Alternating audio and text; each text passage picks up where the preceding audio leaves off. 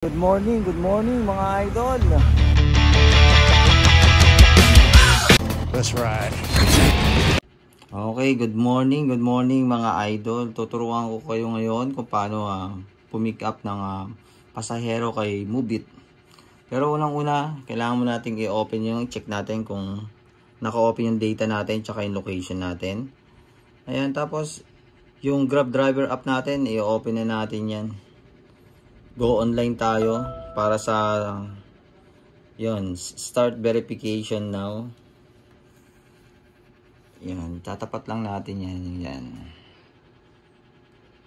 Kailangan naka-smile.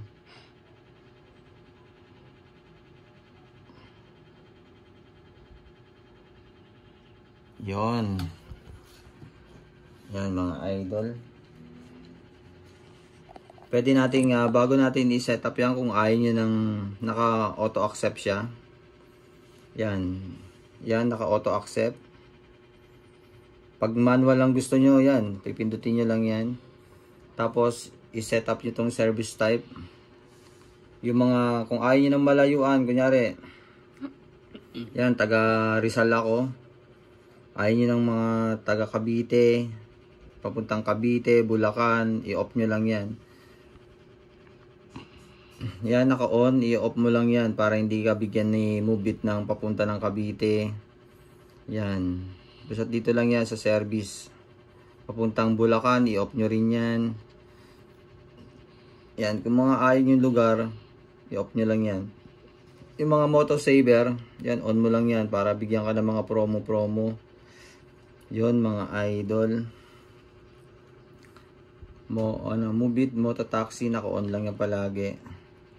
Yan, kung gusto nyo makakuha ng mga parcel, mabigyan ng mga parcel o mga deliveries, on nyo lang yan. Pero ako, ina-off ko muna yan. Mga pasahero lang muna ngayon. Kung natin, ibabak lang natin yan, mga idol. Ayun, kung ready na kayo tumanggap ng booking, ayun, i-online na natin yan.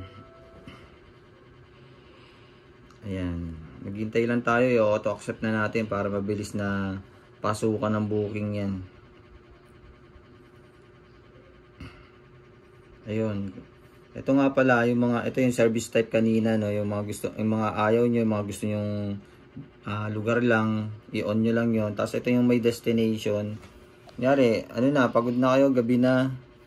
Ito, ita-type nyo lang dito yung mga i-type nyo lang dito yung bahay nyo, yung lugar nyo, yung malapit sa inyo. Tapos meron tayong dalawang set destination. Dalawang beses lang natin magagamit yan. Pero may mga pamamaraan para maging 3, 4 yung set destination natin. Basta tumutok lang kayo palagi dito sa channel ko. Ayun, tapos itong hail naman, habang walang dumarating na booking, ito, i-discuss na rin natin yung hail. Kunyari, ayan, may pasahero, gusto magpabook sa'yo, hindi wala pa siyang app ng Mubit. Ayan, i-hail mo lang siya, pipindutin mo lang yun. Ito, i-hail mo lang. Yung, kumbaga sa habal, pero legal siya. Ayan, kunyari dito tayo sa Eastwood. Tapos yung destination niya, kunyari Cubao. Ayan. Cubao, sa Araneta siya papunta. Ayan, makikita mo. Grabe, mahal ang pamasahe. Ayan, goods na goods yan, 303. Tapos i-confirm mo lang yan. Ayan, tapos ipapasok mo lang yung number niya. Siyempre, para may insurance. Ayan. Pag naipasok mo na, kunyari 9256013. Yan, tapos i-continue mo lang yan. Tapos pag kinontinue mo yan, start trip na. Ayan, ganyan lang yan mga idol. Tapos pupunta na kayo kagad din sa mapa. Yan, back lang natin yan. Tapos ito namang yung kanina, yung auto accept. Yan, kung gusto mo lang auto accept, yung mabilisan,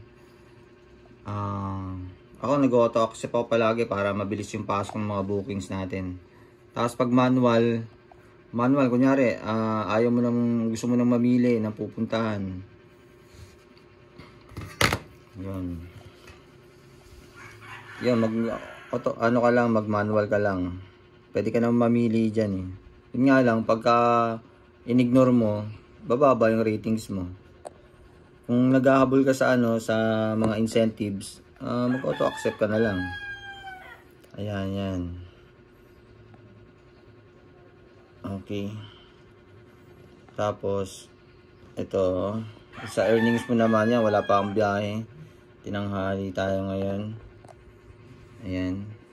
Pindutin mo lang yan, tapos, kung gusto mong makita yung detalye ng mo, ng mga biniyahe mo. Ayan, kahapon nakailang bookings lang tayo yan. 9 bookings lang, 750 ang kinita natin. Ayan, yun. Diyan mo lang, scroll mo lang yan. Ayan. Tapos yung weekly natin. Ayan, natin.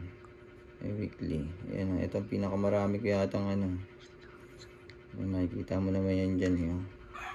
Yan, medyo sinipag-sipag ako ng niya, week na yan. Tapos ang incentive naman yan, di ba, pinindot mo kanina dito sa earnings. Tapos ito sa baba niya merong ito incentives, yan. Diyan makikita mo yung mga merong incentive ngayon, AM, PM, yun, wala na yung midday incentives. Wala na. Yun. Tapos yun, habang naghihintay tayo, wala pa rin pumapasok mga idol.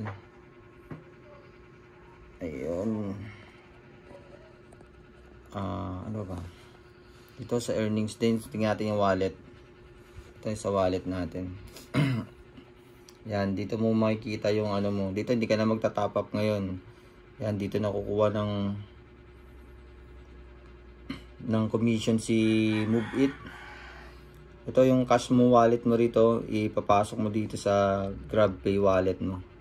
Tapos pwede mo na i-transfer sa GCash mo or bangko mo.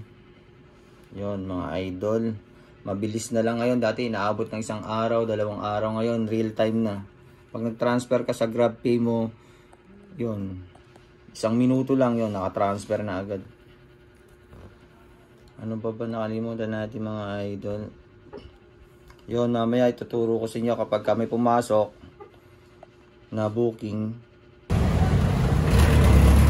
Yan mga idol, may timer yan, 20 seconds lang, kailangan accept mo na. Yan ang itsura kapag ka manual. Yan, accept mo lang dito. Yan. Tapos chat mo na siya, napapunta ka na. Yan. Tapos pwede mo rin checkin yung drop-off. Drop-off, barangay, malapit lang. Malapit lang to. Prestige Hotel. Arriving in 2 minutes at 3:30 p.m. Navigate mo lang yan. Yan idol, puntahan na natin to. Yan halimbawa, nagpin na siya, na drop nyo na si customer. Pipindutin nyo lang to mga idol. So para sa mga baguhan, drop off. Ayan, nakalagay doon 64, yun yung kinita nyo. Pero yung totoong sisingilin nyo kay customer, ayun siya mga idol. Ayun yung gross yung sisingilin nyo kay customer.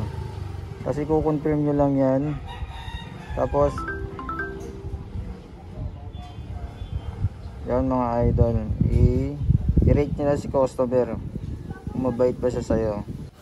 Yan mga idol, ganito ang itsura na meron ka ng booking sa auto accept. Ipindutin mo lang yan. Yan, para makita mo yung detalye ng pick up, yung pangalan ng customer mo. At makikita mo na rin kung cashless. Ayan, bayad na siya, yung kulay blue na yun. Ibig sabihin, bayad na siya via GrabPay. Wala ka nang sisingilin kay customer na cash. Ayun, tapos pagkatapos yan, tignan mo lang yung detalye ng drop off, pick up. Tapos, i-text mo na si customer o kaya tawagan mo na. Confirm mo lang yung booking. Ayun mga idol. Tapos, sundin mo lang yung step ng pagda-drop. Pag na-drop mo na, pindutin mo lang yung drop off para makita mo yung pamasahe ni customer. Kaya halimbawa, nag-pin na siya, na-drop nila sa customer. Pipindutin nyo lang ito mga idol. So, para sa mga baguhan, drop off. Ayan, nakalagay doon 64, yun yung kinita nyo. Pero yung totoong sisingilin nyo kay customer, ayun siya mga idol. Ayun yung gross yung sisingilin nyo kay customer. Kasi kukonfirm nyo lang yan. Tapos, yan mga idol, i-rate nila si customer. Mabait ba siya sa'yo?